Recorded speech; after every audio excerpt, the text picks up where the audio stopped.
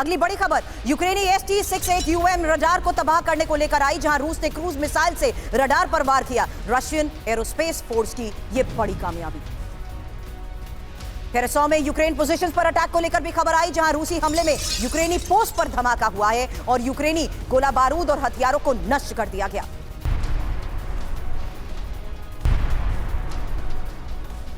Kupiansk में भी Ukraine समर्थक फोर्स का अटैक हुआ है।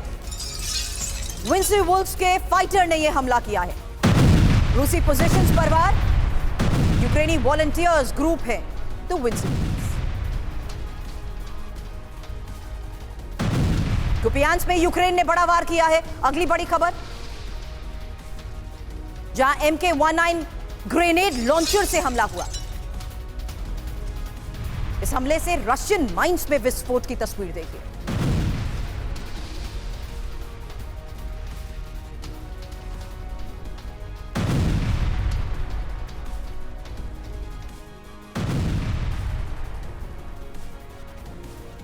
इस हमले में रूसी सैनिकों के परखच्चे उड़ गए। वहीं एक और बड़ी खबर सामने आई है सुमी और लवीव में बड़े धमाके को लेकर, क्योंकि सुमी में एयर रेड अलर्ट घोषित है। एयर रेड अलर्ट को लेकर यह बड़ी खबर आई है। उत्तर पूर्वी हिस्से में इंफ्रास्ट्रक्चर पर वार किया गया है। लवीव से ही डिटेल रिपोर्ट का अभी इंतजार किया जा रहा है, लेकिन यह बड़ी खबर किस तरीके से एक बार फिर से धमाके हुए।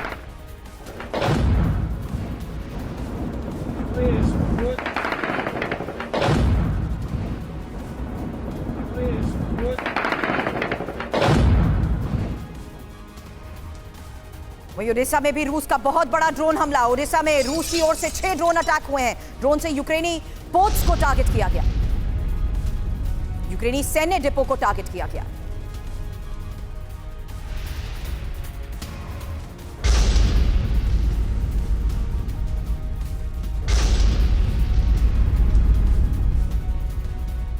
और रूस पर प्रतिबंधों को लेकर सबसे बड़ी खबर, रूस पर बैन का नहीं हुआ कोई असर। अब पहले से ज्यादा मिसाइल बना रहा है रूस, और अमेरिकी अखबार का यह सनसनीखेज दावा कि प्रतिबंध का कोई असर नहीं हुआ है रूस पर। पश्चिमी प्रतिबंध किस तरीके से बेअसर रहे हैं, इसको लेकर करेंगे चर्चा। लेकिन उससे पहले यह सबसे बड़ी खबर सामने आई, जहां दावे यह किए जा रहे हैं अमेरिकी अखबार में कि किसी तरीके के प्रतिबंध का कोई असर रूस पर नहीं हुआ है, और नतीजा यह है कि अब पहले से ज्यादा मिसाइल बना रहा है रूस।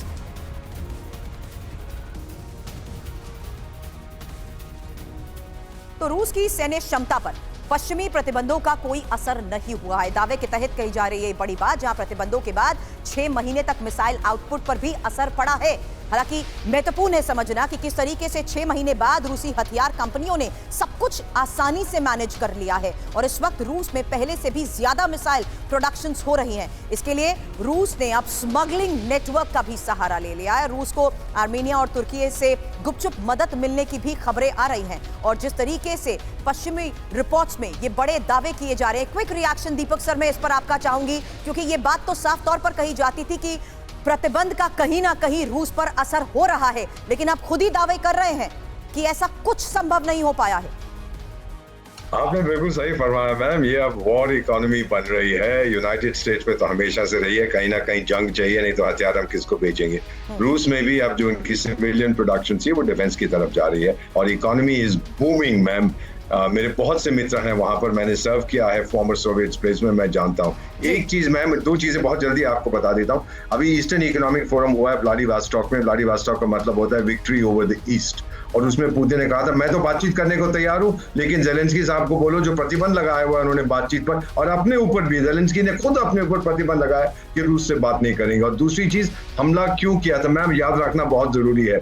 हिटलर ने हमला किया था सोवियत संघ पर, उसको जमीन चाहिए थी, तो कहता था लेबेन्सराum, living space for the German race. लेकिन व्लादिमीर पुतिन को जगह नहीं चाहिए, धरती नहीं चाहिए, टेरिटरी नहीं चाहिए यूक्रेन, उसके पास तो बहुत है। उसने हमला किया था, उसने देखा कि this is a danger to mother Russia, और जब तक ये डेंजर खत्म नहीं होगा वो लड़ता रहेगा, और जो पश्चिमी देश हैं वो इस डेंजर को बरकरार रखेंगे ताकि वो लड़ता रहे, कमजोर होता रहे। और बदलती स्ट्रैटेजी का ये नतीजा है सर।